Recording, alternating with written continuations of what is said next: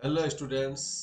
मैं एस के गुप्ता एस के जी ज्ञान ज्योति के यूट्यूब प्लेटफॉर्म पर सिद्धू कान्हू मुर्मू विश्वविद्यालय के यूजी सेमेस्टर 4 के स्टूडेंट का स्वागत करते हैं। सेमेस्टर 4 के हिस्ट्री ऑनर्स के सिलेबस के वीडियो में स्टूडेंट्स, इस वीडियो में हम लोग देखेंगे कि आपको सेमेस्टर 4 में क्या क्या पढ़ना है, क्या आपके सिलेबस होंगे, आखिर क्या क्या क्वेश्चंस होंगे, कितने मार्क्स के होंगे।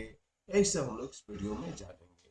तो आप मेरे चैनल पर पहली बार आए हैं तो चैनल को सब्सक्राइब कर ले। वीडियो अगर देखने के बाद लगे किसी स्टूडेंट की मदद कर सकता है तो ईमानदारी से अपने दोस्तों को शेयर कर दे और लाइक करना ना भूलें। आइए शुरू करते हैं। तो आपको जैसे पता ही होगा आपको कि 3 पेपर पढ़ना है, कोर 8, कोर 9 और कोर 10। तीनों 100 मार्क्स का होगा। 300 मार्क्स का ऑनर्स पेपर होगा आपका सेमेस्टर 4 में। तो कोर 8 में पढ़ना है इतिहास लेखन क्या है। पहला पढ़ना है इतिहास लेखन क्या है, इसके स्रोत क्या है और उनकी व्याख्या जो बहुत सारे इतिहासकारों ने इतिहास लेखन के बारे में की है वो करना है।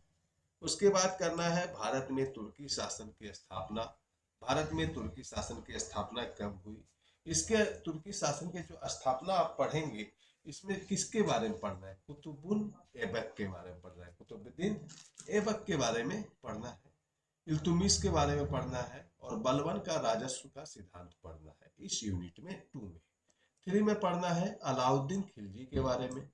प्रशासनिक क्या पढ़ना है, इसका प्रशासनिक व्यवस्था कैसा था, राजस्व और बाजार की नीति क्या थी और राजत्व का सिद्धांत। 4 चीज अलाउद्दीन खिलजी के बारे में पढ़ना है। इसका पूरा जिंदगी आपको पढ़ने की जरूरत नहीं, कहाँ जन्मा, माँ बाप, ये सब पढ़ने की जरूरत बिल्कुल ही नहीं है। चौथा में पढ़ना है तुगलक वंश में पढ़ना है मोहम्मद बिन तुगलक के बारे में। उसके बाद पढ़ना है उसकी चरित्र कैसा था, उसका नीति क्या था और फिरोज तुगलक के बारे में उसका सुधार पढ़ना है। फिर मंगोल के लिए क्या खतरा था वो पढ़ना है। तैमूर का आक्रमण पढ़ना है। सिकंदर लोदी के बारे में पढ़ना है। दिल्ली सल्तनत का प्रशासन के अंदर क्या क्या पढ़ना है, केंद्रीय प्रशासन के बारे में पढ़ना है, प्रांतीय और सैन्य संगठन के बारे में पढ़ना है। ठीक है। और उसके बाद दिल्ली सल्तनत का विघटन में सल्तनतकालीन वास्तुकला पढ़ना है। धर्म और संस्कृति पढ़ने में पढ़ना है, सूफीवाद क्या था, इसके सिद्धांत, सिलसिला और प्रथा। भक्ति आंदोलन के बारे में पढ़ना है, कला एवं वास्तुकला के बारे में पढ़ना। ये आपका खत्म हो गया कोर 8। अब आते हैं कोर 9 में। कोर 9 में आने से पहले स्टूडेंट्स, अगर आप हिस्ट्री का स्टूडेंट्स हैं तो आप बहुत लकी है, आपने हिस्ट्री को सिलेक्ट किया है। क्योंकि हिस्ट्री से बहुत ज़्यादा क्वेश्चन जो आप कंपटीशन की परीक्षाएं देने जाते हैं उसमें रहते हैं। और हिस्ट्री एक बहुत विशाल सब्जेक्ट है, इसको डीपली पढ़ने की जरूरत पड़ती है। आपने सेमेस्टर 3 तक क्या पढ़ा वो बीत गई, जो बीत गई सो बात गई। मेरी एक कविता है हरिवंश राय जी का वचन का, मैंने उसे गाया है, आप सुनिएगा, मेरा यूट्यूब पर है। जो बीत गई सो बात गई। सेमेस्टर 3 पार हो गया, अब 4 सामने है। अगर यहाँ से भी आप इन सब लेसन्स को अपने 4 इंची में डालेंगे तो जरूर है कि आपका जो BA BSc करने का जो मकसद है उसमें काफी हद तक सुधार होगा और आप उसे हासिल करने में काफी हद तक सफल होंगे। इसीलिए इन लेसन्स को जैसे भी हो आप अपने 4 इंची में डालें।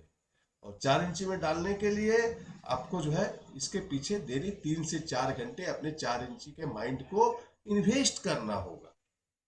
अपने माइंड को यहाँ पर आपको इन्वेस्ट करना होगा, तभी ये माइंड में डलाएगा। तभी एक परीक्षा भवन में उत्तर पुस्तिका आप माइंड से लिख पाएंगे। ठीक है। इसीलिए आप जो है डीपली पढ़ना शुरू करें। मैं बार बार कहता हूं आपका भविष्य खतरे में है। आप अपने आप से पूछिए, अगर आपका दिल कहता है यस मेरा भविष्य खतरे में है तो खतरे में है, जिस तरह से आप पढ़ रहे हैं। और अगर आप इन लेसन्स को अपने 4 इंची में डाले हुए हैं, इससे जो क्वेश्चंस आएंगे छोटे छोटे वो सब आप सॉल्व कर लेते हैं तो आपका भविष्य बहुत ही उज्जवल है। ठीक है, आइए शुरू करते हैं कोर 9। पूरा वीडियो स्किप करके जो देखेगा वो समझिए टाइम पास कर रहा है। पूरा वीडियो को आप देखिएगा स्टूडेंट्स। इसमें खाली एक्ट पढ़ना है और अधिनियम पढ़ना है, कुछ नहीं है। और इससे बहुत सारे क्वेश्चन आपके जो नौकरी वाले कंपटीशन होते हैं उसमें आने वाले हैं। ये तैयारी है उसकी, ये परीक्षा पास करने के लिए आप मत पढ़िए, बल्कि आप जेपीएससी, बीपीएससी, टीचर, सैनिक, जो भी आपका सपना है बनने का, उसमें ये सब क्वेश्चंस रहेंगे। ठीक है, अगर जॉब नहीं भी मिला ना तो आप हिस्ट्री का टीचर का रोल अदा करने के लिए दुनिया में पैदा हुए हैं, आप टेंशन मत लीजिए। लेकिन अभी आप डीपली पढ़िएगा तभी वो सब कर पाइएगा, अन्यथा आप नहीं कर पाइएगा।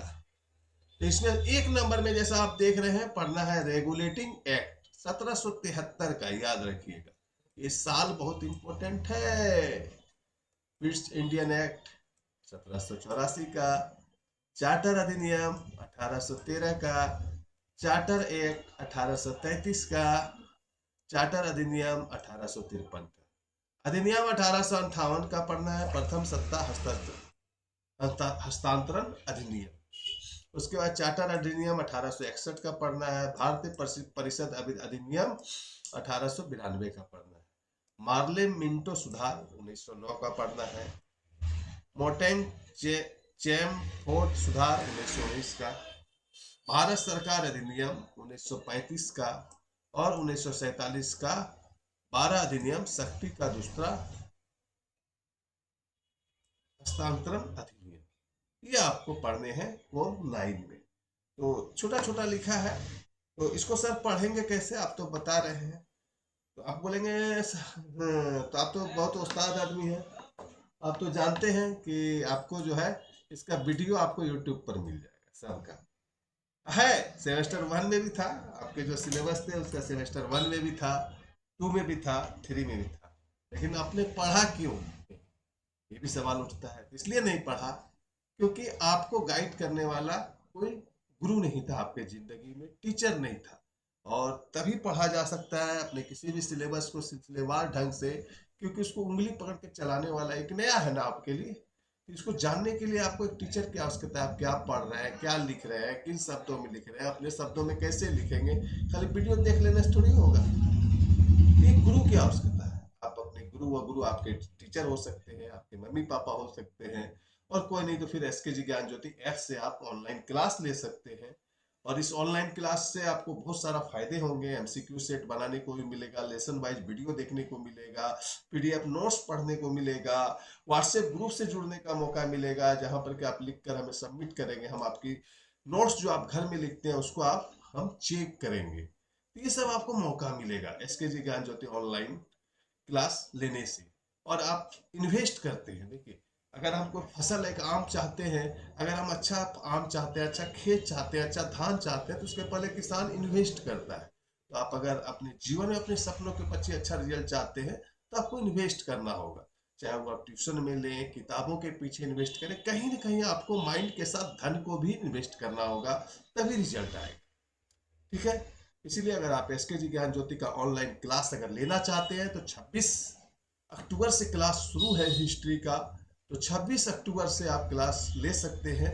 और क्लास लेने में आपको बेनिफिट क्या है कि अभी 31 अक्टूबर तक एक कूपन दिया गया है, स्पेशल कूपन। ठीक है, जिसमें कि 500 रुपीज आपको कोर्स पर छूट मिलेगा। लेकिन ये 30 ही है, ज्यादा नहीं है, ओनली 30 है। इसलिए पहले जाइए क्लास को ले लीजिए, तो बाद में ये छूट आपको नहीं मिलेगा। ठीक है, आइए शुरू करते हैं कोल 10। राज्य की इसमें पढ़ना है कोल 10, ये भी 100 मार्क्स का होगा। इसमें आप जानते होंगे कि 80 मार्क्स का यूनिवर्सिटी एग्जाम लेती है, और 20 मार्क्स का आप क्या देते हैं, कॉलेज में इंटरनल एग्जाम देते हैं। इसी तरह कोर 8, 9 भी होगा, ये 10 में भी इसी तरह होगा। तो पहला है राज्य की उत्पत्ति के विभिन्न सिद्धांत। ठीक है, बहुत सारे सिद्धांतों के बारे में थोड़ा थोड़ा जानना, लेकिन इसमें से एक जो है सप्तांग सिद्धांत, इसके बारे में आपको डिटेल से जानना है। ठीक है, उसके बाद है राज सत्ता या राजतंत्र या राज्यभिषेक समारोह का क्या महत्व होता है। ठीक है, इसमें 2 क्वेश्चन है, राज सत्ता या राजतंत्र, और दूसरा क्वेश्चन है राज्यभिषेक समारोह का महत्व। प्राचीन भारत में 3 गणतांत्रिक राज्य के बारे में जानना है, यहाँ देख रहे हैं। प्राचीन भारत में संप्रभुता का विचार जानना है, क्या उस समय विचार था सब पहले के समय में। लोकतांत्रिक प्रशासनिक संस्थाएं, सभा, समिति, इस सब के बारे में आपको जानना है। नंबर 6 में प्रशासनिक तंत्र के बारे में जानना है, मंत्री परिषद, केंद्रीय प्रशासन, राजस्व प्रशासन, स्थानीय प्रशासन, न्यायिक प्रशासन, इसके बारे में।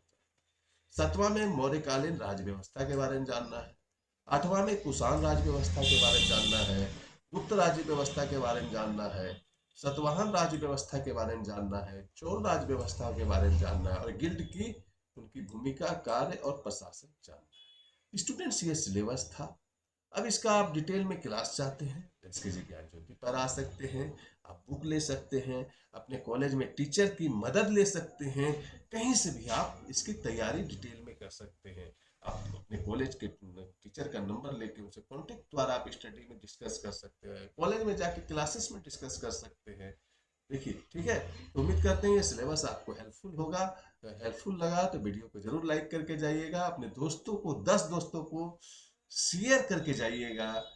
ठीक है, क्योंकि बहुत जल्द इसी चैनल पर आपका 50 मार्क्स का सेक का जो पेपर है, life skill and personality development, उसका भी सिलेबस आने जा रहा है। ये उसका सिलेबस पहले से हमारे यूट्यूब चैनल पर डाला गया है, लेकिन उसको हिंदी करके अब ला रहे हैं, पहले जो इंग्लिश में डाला गया है। देखिएगा, आप सर्च कीजिएगा life skill personality and development, personality development, तो आपको आएगा। ठीक है, SKMU UG7 SK जी ज्ञान ज्योति, इतना सर्च कीजिएगा, मेरा वीडियो भी पहले आपको मिलेगा।